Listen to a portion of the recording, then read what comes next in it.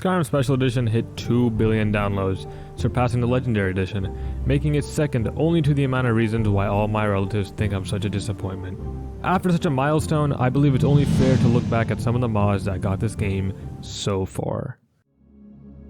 I tell you that Dragonborn comes.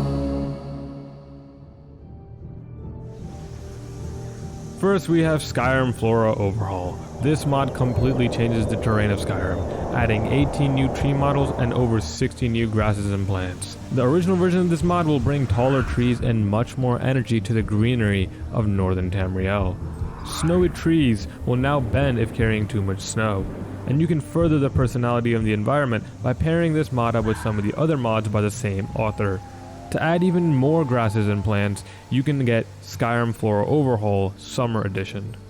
Another great option that is completely independent of the former is bent pines. They look nice, aren't abundantly placed, but rather placed in particular spots to make some trees stand out a little bit more than others, showing off the mystique of the Elder Scrolls world. JK, a renowned mod author who certainly deserves a spot on this list. JK's Skyrim is a compendium of the overhauls he and Teabag86 have made on the major cities and towns of Skyrim. Each overhaul is made in a lore-friendly way by paying attention to every little detail, even the smallest areas. Whiterun receives some immediately noticeable changes, even before you enter into the city. The walls of the city are much higher, the entrance has heavier surroundings, dragon carvings have been built along the stairways to signify Dragon's Reach, and other additions have been placed throughout the city to let the city live up to the name of the trade capital of Skyrim. Solitude. They can't hurt Uncle Rogvir. The city that actually can hurt Uncle Rogvir has some extra clutter to add immersion, such as plants in the empty regions. Given that this is the capital of Skyrim, it likely should be given some extra defense. JK has added 2 new watchtowers and many gates all over the city to keep out the rampaging Stormcloak army that consists of all of 8 soldiers. Moving over to the city that is more rebellious than your average teenager and rated one of the worst places to live, even below Detroit, Windhelm's Marketplace has received an expansion. A statue what is considered of the goat according to the Nords, and a little extra cramped forge added to the player home to fit the vibe of other tight spaces seen throughout the city. Now if I didn't know any better, every time I step into the city, I'd think I'm in England. It's got awful weather, a guy that murders people at night, and a kid who's trying to contact more people who murder people at night. The mod author has paid so much attention to detail that just like Windhelm, he has also neglected the Grey Quarter. Pause. Looking back at this mod alone actually does overhaul the Grey Quarter, but because I don't like to use my brain, I just didn't notice. Looking at the changes it brings, I don't really know how I didn't notice, but in my defense, does anyone actually go to the Grey Quarter? I mean, you could just look at the place once, see that it's the leading cause of claustrophobia in this world, and just turn around and leave.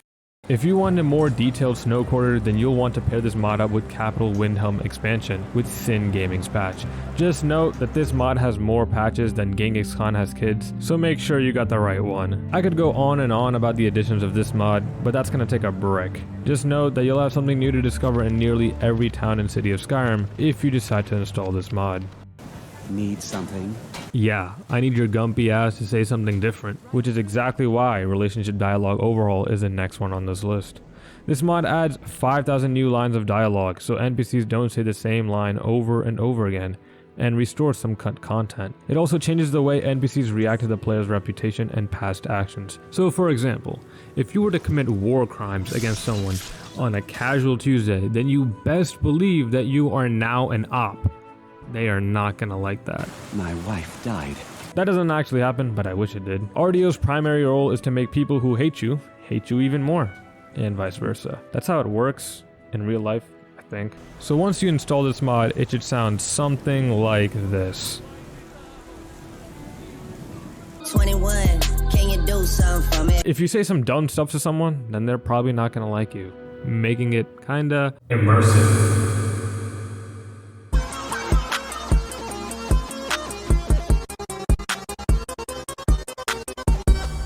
almost as immersive as Immersive Armors, a mod that made the cover of the Time magazine, a description so long that no one's ever gonna read it, and some hella fire drip. I don't care if you got an Nvidia 4070 or an I am unemployed 4070, this mod has so much heat in its drip that it will burn down your PC. These armors fit in so well that if you didn't know any better, you'd think they're part of the vanilla game. It adds a variety of armors that fit into the environment Todd Howard has made for us, each coming with their own charisma. While some of the armors may stand out more than others, they all certainly belong in the world of Skyrim.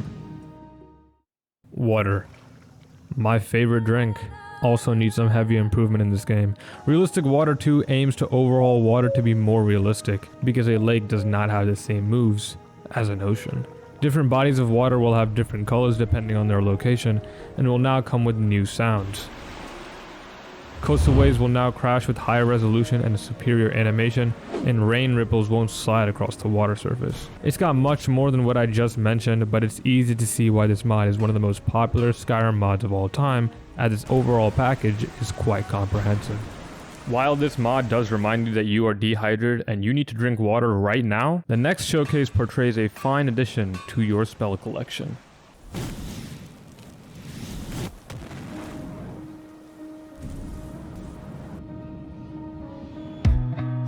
Time slows down when it can get no worse. I don't want these to be my last words. All forgotten, 'cause that's all they'll be. Now there's only one thing I can do, fight until the end like I promised to. Wishing there was something left to lose. This could be the day I die. What do you see before it's over? Blinding flashes getting closer. Wish that I had something left to lose. This could be the day I die for you. Well, there goes a month of my editing time, and I can't even tell you why I made that. Skyrim's magic for the most part is pretty linear.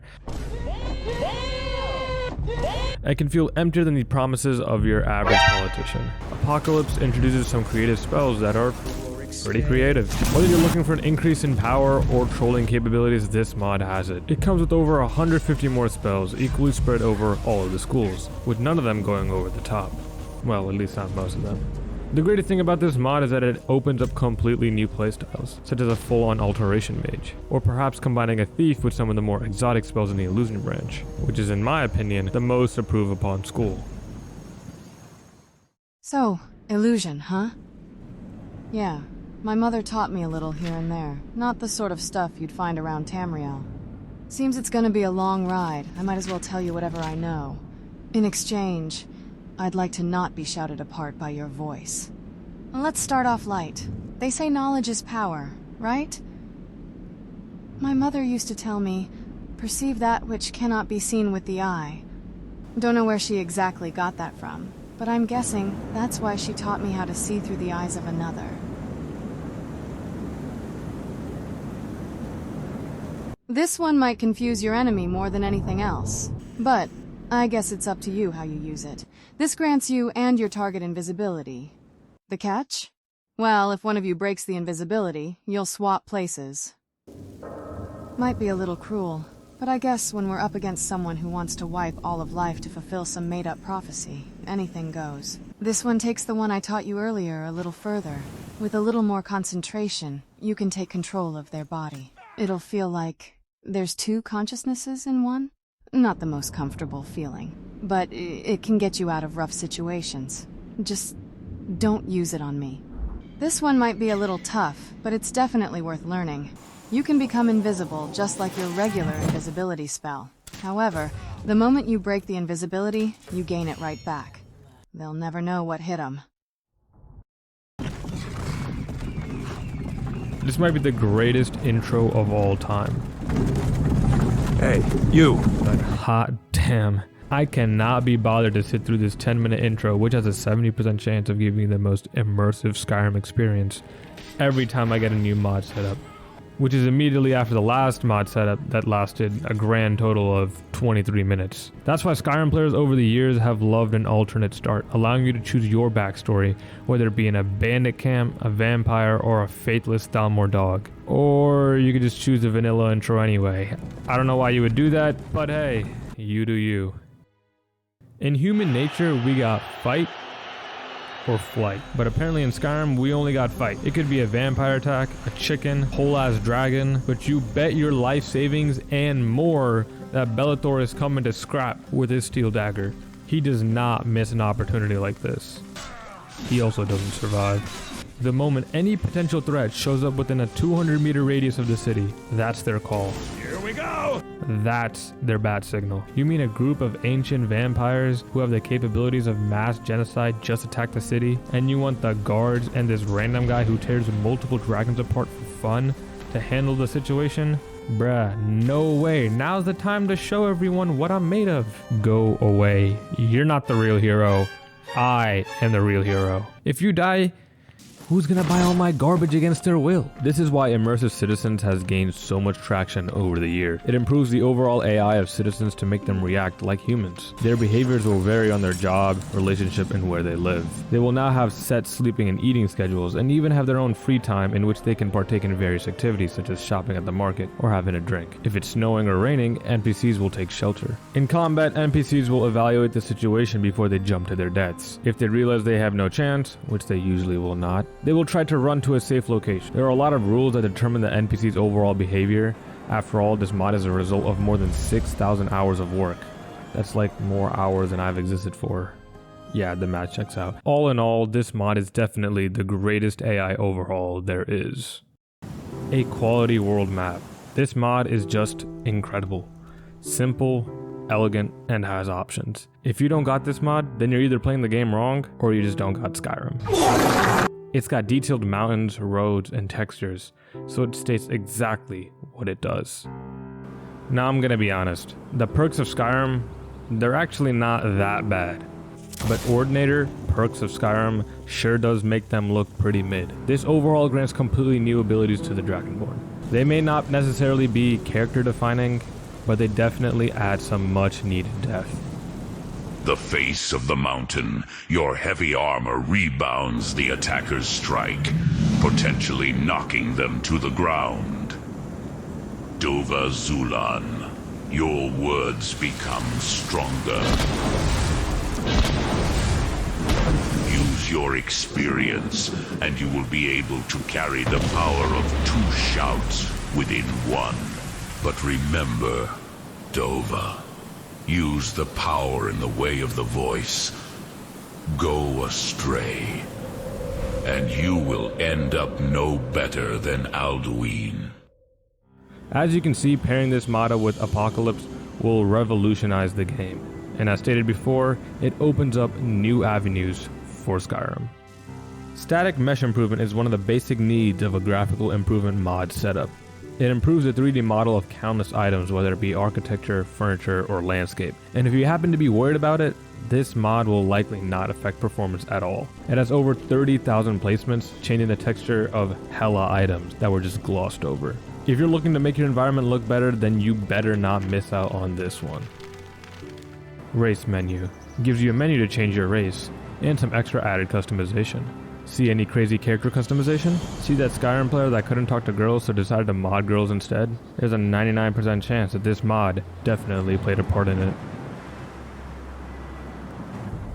Graphical mods likely won't stop, and this one certainly hasn't, as it is still getting updates to this day.